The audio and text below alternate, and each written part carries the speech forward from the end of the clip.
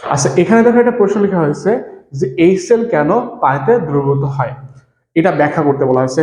মূলত আমরা সবাই জানি যে HCl এটা একটা কি, এটা একটা সমযোজী যৌগ। আমরা সাধারণভাবে জানি যে সমযোজী যৌগ কখনো কি হয় না, পানিতে দ্রবীভূত হয় না।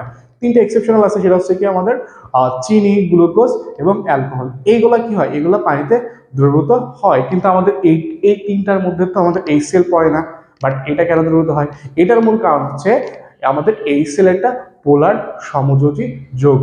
এখন পোলার সমযোজী যৌগ আসলে কি, আমরা বলতে পারি যে পোলার সমযোজী যৌগ হচ্ছে যে সকল সমযোজী যৌগে আংশিক ধনাত্মক এবং আংশিক ঋণাত্মক মেরু সৃষ্টি হয়, সেই সকল সমযোজী যৌগকে আমরা বলি পোলার সমযোজী যৌগ।